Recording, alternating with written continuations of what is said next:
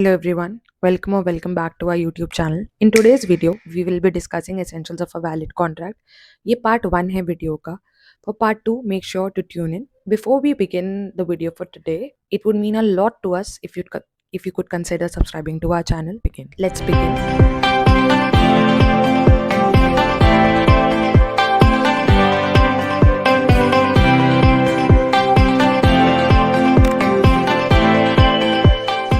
Begin. Essential elements of a contract section 10 में enlist किए गए हैं of the Indian contract act 1872. यहाँ पर 6 इंपॉर्टेंट एसेंशियल एलिमेंट्स के बारे में बात करी गई है. यहाँ पर ये बात भी पहले समझना जरूरी है कि ये इनएग्जॉस्टिव सेक्शन है, यानी कि इन 6 एलिमेंट्स के अलावा भी कोई और एसेंशियल एलिमेंट हो सकता है जो यहाँ पे लिस्ट ना किया गया हो पर वो ज़रूरी हो.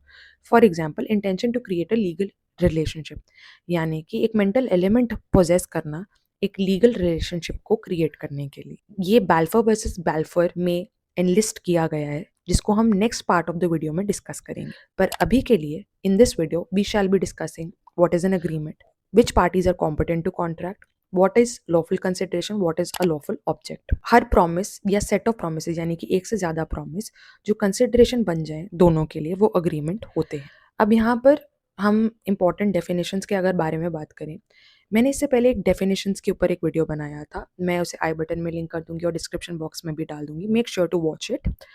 उसमें मैंने promise, proposal और एक्सेप्टेंस के बारे में बात करी थी. प्रपोजल, जिसमें एक इंसान एक्सप्रेस करता है अपनी विलिंगनेस किसी एक्ट को करने की या नहीं करने की, और जब वो एक्सप्रेशन दे रहा होता है वो सामने वाले इंसान का अप्रूवल चाहता है. तो यहाँ पर प्रपोजल जैसा एक्शन वो इंसान करता है. फॉर एग्जाम्पल, ए कहता है, सिग्निफाई करता है अपनी विलिंगनेस कि वो अपनी कार बेचना चाहता है बी को, और वो बी का अप्रूवल चाहता है. तो this is said to be a proposal. ये प्रपोजल जब अगर इस पर्टिकुलर ट्रांजैक्शन में एक्सेप्ट कर लेगा तो उसे प्रॉमिस बोल दिया जाएगा. ऐसा कोई भी प्रॉमिस या एक से ज़्यादा प्रॉमिस जो एक दूसरे के लिए कंसिडरेशन बन जाए वो अग्रीमेंट होते हैं. कंसिडरेशन सेक्शन 2D में डिफाइंड है, जो कि मैंने डेफिनेशंस वाली वीडियो में डिस्कस किया है. सेक्शन 2H बात करता है इन्फोर्सेबिलिटी बाय लॉ के बारे में. जब ऐसा अग्रीमेंट इन्फोर्सेबल बाय लॉ हो जाए, यानी कि उस अग्रीमेंट के थ्रू कॉन्ट्रैक्चुअल ऑब्लिगेशंस अराइज करने लग जाए, दोनों पार्टीज के पार्ट पे कोई ना कोई ऑब्लिगेशन अराइज करे, that would make it the agreement enforceable by law.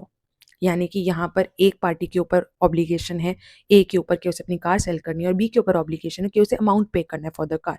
So this is a contractual obligation which makes such an agreement a contract. अब बात करते हैं कॉम्पिटेंसी ऑफ द पार्टीज और कैपेसिटी ऑफ द पार्टीज के बारे में. कब पार्टी कॉम्पिटेंट हो जाएगी या फिर कैपेसिटी होल्ड करेगी to enter into a contract. Party सबसे पहले तो मेजर होनी चाहिए, यानी कि 18 साल से बड़ी उम्र की होनी चाहिए, माइनर नहीं होनी चाहिए, एक साउंड माइंड पोजेस करनी चाहिए, मतलब उनके पास एक इनफ साउंड माइंड होना चाहिए to understand the consequences of the contract, क्या ऑब्लिगेशंस है कॉन्ट्रैक्ट में से अराइज कर रही हैं जो, और वो मेडिकली साउंड माइंड के होने चाहिए. अब जो कॉन्ट्रैक्ट में एंटर कर रहे हैं वो डिस्क्वालीफाइड बाय लॉ नहीं होने चाहिए, यानी कि ना तो वो इंसॉल्वेंट होने चाहिए, ना तो वो एलियन एनिमी होनी चाहिए, ना तो वो कन्विक्ट होने चाहिए. इंसॉल्वेंट मतलब ऐसा कोई भी इंसान जिसके पास इनफ मनी नहीं है अपने डेट्स को पे ऑफ करने के लिए. एलियन एनिमी ऐसा कोई भी इंसान होता है जो, for example, a country is at war with us, as like I am from India and some other countries is at war with India,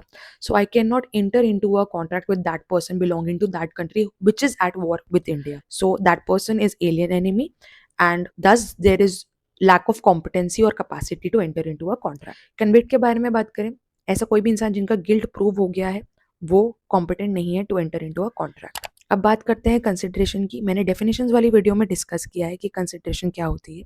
सबसे पहले तो कंसिडरेशन प्रोमिसर की डिजायर पे मूव करती है, यानी कि इस प्रेजेंट एग्जांपल पे ए की अगर डिजायर होगी तो ही consideration will be involve in the transaction. Promisee या कोई और इंसान या तो कोई काम करता है या तो नहीं करता है, या कर चुका है या नहीं कर चुका है, या तो करेगा नहीं करेगा, at the desire of the promisor, यानी कि तीनों टेंसेज में पास्ट, प्रेजेंट, फ्यूचर में कंसिडरेशन ऑपरेट करती है. पास्ट यानी कि हैज डन और एब्सटेन फ्रॉम डूइंग, प्रेजेंट यानी कि डज और एब्सटेन्स फ्रॉम डूइंग, और फ्यूचर प्रोमिसेस टू डू और एब्सटेन फ्रॉम डूइंग. इन तीनों पार्ट से पता चलता है कि कंसिडरेशन पास्ट, प्रेजेंट और फ्यूचर हो सकती है. At the desire of the promisor होती है. प्रोमिसी या कोई और इंसान भी इसमें इन्वॉल्व हो सकता है, कोई और इंसान प्रोमिसी का एजेंट हो सकता है. ये एक्ट या एब्सटेनेंस, एब्सटेनेंस मतलब preventing from an action, preventing your self from doing an action, that is called abstinence. मतलब मैं कोई काम नहीं कर रही हूँ तो that is abstinence. So an act और abstinence can be a consideration for a promise. अब बात करते हैं लॉफुल कंसिडरेशन और लॉफुल ऑब्जेक्ट के बारे में। ये जो कंसिडरेशन है वो लॉफुल होनी चाहिए और ऑब्जेक्टिव यानी कि जो एम है अग्रीमेंट का वो भी लॉफुल होना चाहिए। कंसिडरेशन और ऑब्जेक्ट लॉफुल ही होगा unless it is forbidden by law, मतलब लॉ उसके अगेंस्ट प्रिवेंट करता है। लॉ कहता है कि ये कंसिडरेशन और ऑब्जेक्ट एक अग्रीमेंट का पार्ट नहीं होना चाहिए। लॉ कहता है कि अगर इसे परमिट कर दिया तो ये लीगल प्रोविजंस डिफीट कर देगा, मतलब ऐसे कंसिडरेशन और ऑब्जेक्टिव्स जो कि लीगल प्रोविजन के अगेंस्ट ही जाते हों, ऐसे कंसिडरेशन और ऑब्जेक्टिव जो फ्रॉडुलेंट हो। फ्रॉडुलेंट मतलब जिनमें एक इंटेंशन हो to deceive the other person. ऐसे कंसिडरेशन और ऑब्जेक्टिव्स जिनकी वजह से एक पर्सन या प्रॉपर्टी ऑफ अनदर पर्सन को इंजरी हो सकती हो, मतलब एक पर्सनल इंजरी हो सकती है या फिर प्रॉपर्टी इंजरी भी हो सकती है। प्रॉपर्टी यहाँ पे मूवेबल इमूवेबल कोई भी हो सकती है। Implies injury to the person और प्रॉपर्टी ऑफ अनदर, या फिर कंसिडरेशन और ऑब्जेक्ट जो है वो ऐसे सर्कमस्टांसेस पैदा करेगा जिसकी वजह से एक पर्सन या फिर प्रॉपर्टी ऑफ अनदर को इंजरी हो जाएगी। एंड कंसिडरेशन और ऑब्जेक्ट ऐसा है कि वो इमोरल है या अपोज टू पब्लिक पॉलिसी, यानी कि वो मोरालिटी के ग्राउंड चैलेंज करता है, जो जनरल कंसेंसस मोरालिटी है, जो एक मानी हुई बात है इन द सोसाइटी, एक पर्टिकुलर मोरालिटी के अगेंस्ट जाती है, या फिर जो पब्लिक पॉलिसी है, जो पॉलिसीज हैं गवर्नमेंट की उसके अगेंस्ट जाती हैं। कंसिडरेशन और ऑब्जेक्टिव वो कभी भी लॉफुल कंसिडरेशन और लॉफुल ऑब्जेक्ट नहीं हो सकते। बात करते हैं एक एग्जाम्पल के बारे में। मान लीजिए ए बी सी और डी 4 लोग हैं जिन्होंने एक अग्रीमेंट में एंटर करना है for the division of profits amongst themselves, और ये प्रॉफिट अराइज कर रहे हैं due to the fraud they committed.